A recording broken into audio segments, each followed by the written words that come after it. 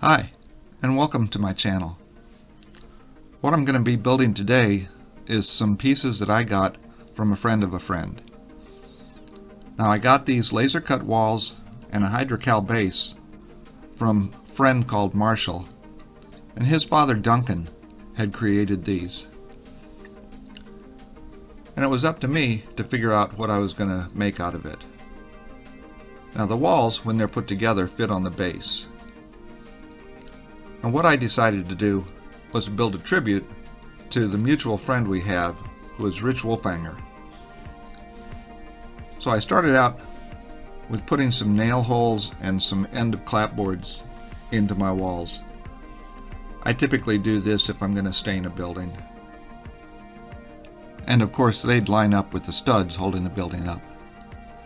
Then I used an upward 17 blade to lift some of the boards. After that, I put a coating of Vitero murky brown over the entire building. And then I used barn red on the corner posts, but as you'll see, that ended up changing. Then I turned my attention to the base. It's very nicely done, and I just opened up some of the cracks that were cast into it. Now if I'm working with masonry, and especially in hydrocal, I like using Copic markers. The first thing I did was use a medium gray one on the steps, as if they were a painted concrete. And then I used a light and neutral gray on the concrete, and it soaks in and accentuates the cracks. Then I taped off the floorboards and went over it with a couple shades of brown Copic markers. And this gave a nice rich look to the floorboards. And the way it soaks into the hydrocal, you get sort of a natural variation.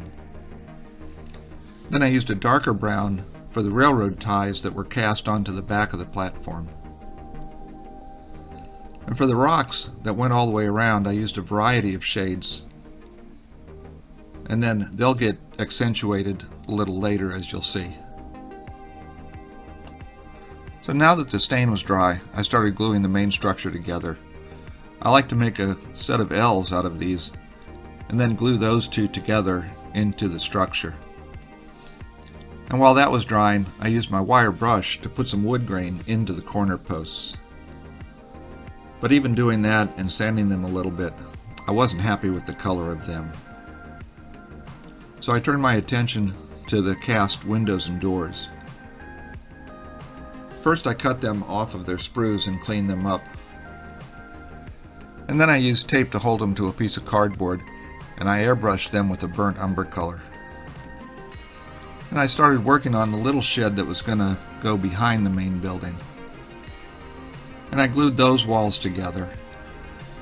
I was going to attach corner trim to the outside afterwards. And I stained it with the Hunterline russet color. And then I went over that with the Hunterline shale, which is a stained pigment. It's a little different than your usual stains. But I dry brushed it on, so it only gave a mild effect. Then I attached the corner trim to the building. And I put the pieces in place to see how they looked. But I really didn't care for those red corner posts on the main building, so I went over them with some Hunterline creosote. Then I started working on the roof. I drew my lines on the pieces of wood that were going to be the roof. Then I used double-sided adhesive to attach the shingles. I was using microscale shingles on this, and I just started putting them on row by row. Then I went back to the airbrushed windows and doors, and I used a sponge and a little bit of gray paint to make the paint look like it was peeling. Then I started using some window dressings. I was going to put these inside the windows and doors so you couldn't see in the building very easily. Now I like to use Tichy rivets as doorknobs, so I put those onto the doors. And this is what the doors come out looking like with the doorknobs, and it's real easy to do. Now I started working on the signs. I decided this was going to be a tribute kit to my friend Rich Wolfanger, and it was going to be a scrap metal merchant. But I had to make that sign, and I'll show you how. I first found this sign online, and then I brought it into Photoshop. Once in Photoshop, I used my rubber stamp tool to get rid of the non-ferrous that was above the other words.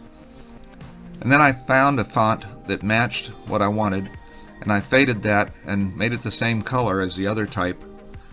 And then when I put it in place, it looked like it worked with the other type. So I saved that as a file, and then that's what I printed out with a bunch of other metal scrap signs. Once I had attached them to the body of the main building, I glued the building to the hydrocal base using super glue. Then I used liquid PSA to put the doors in place. Now I had to cut a hole in the roof for the really nice cast chimney that came with these parts.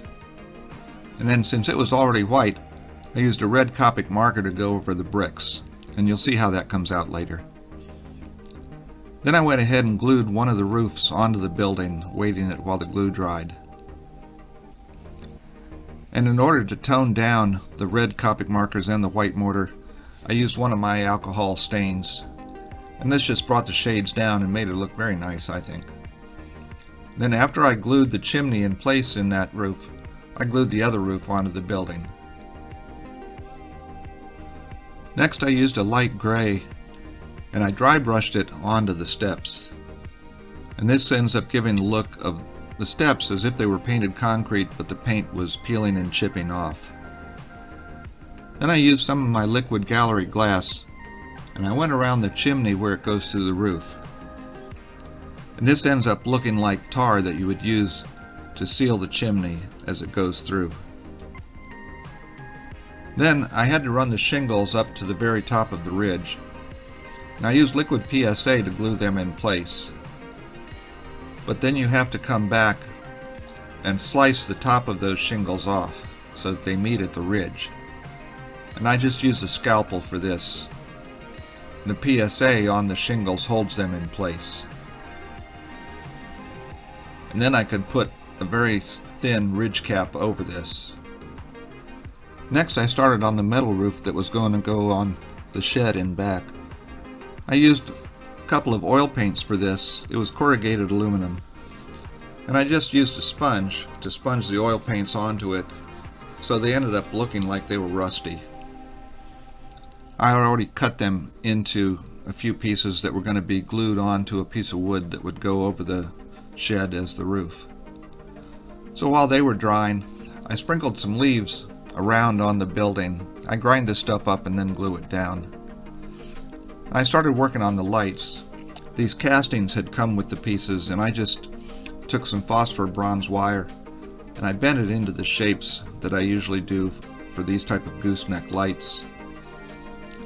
And then I have a little jig that I use for gluing the wire into the lampshades. And once they were dry, I just spray painted them black and then came back and put a little bit of off-white on the inside. And then I come back and I rust the outside and the insides of them a bit. And then I drill holes in the building and put them in place.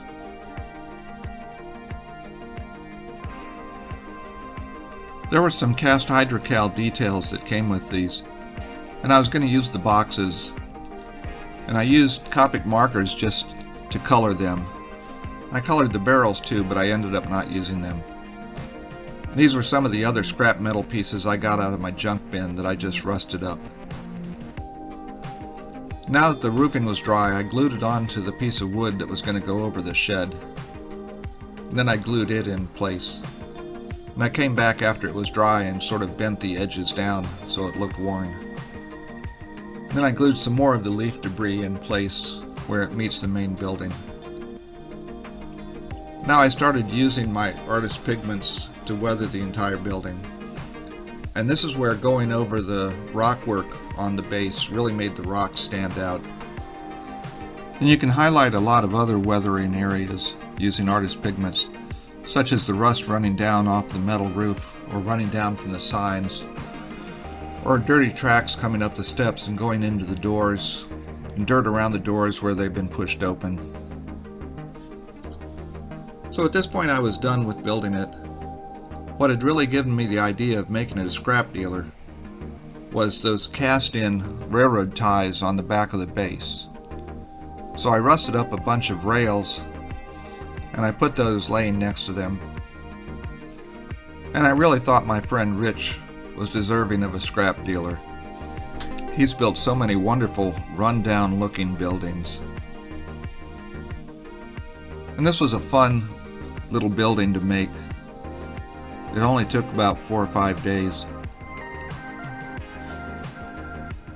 And I'm happy with how it came out. I want to thank you for watching and hope that you come back soon.